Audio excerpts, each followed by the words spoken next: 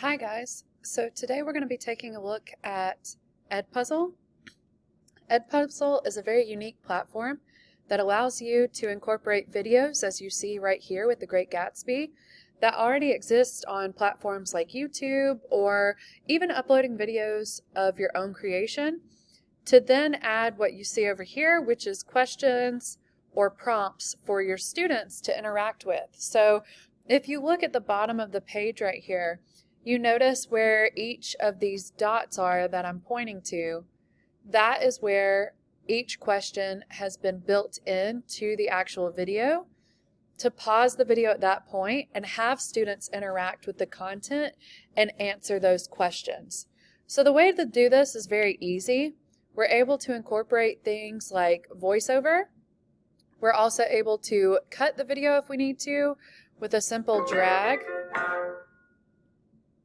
So you can drag right here. You can choose to cut it down to a certain point, or you can leave it all the way extended. Then if we go over to questions, you'll see that there are some that I've already incorporated here. This place is coated in gray dust, and it's a dumping ground for New York City. So the video would continue to play, and then as we got closer to the question, that is when we would see the Wilson's garage.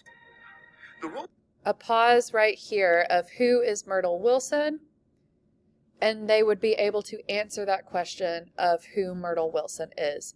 So to add a question, I simply click on the question that I want to add.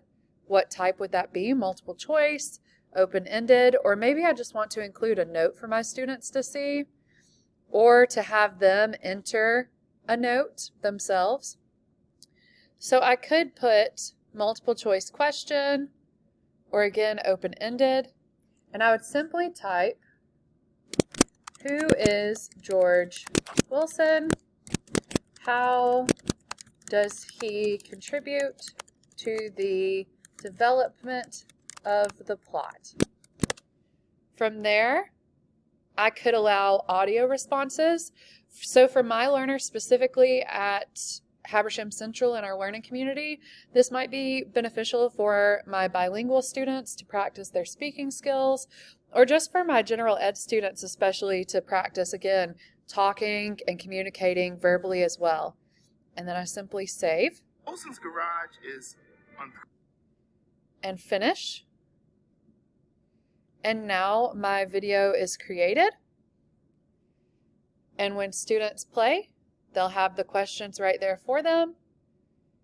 And they can also see right here to the side on the right side of the screen exactly how many they'll be expected to answer. And up top, I can assign this to class.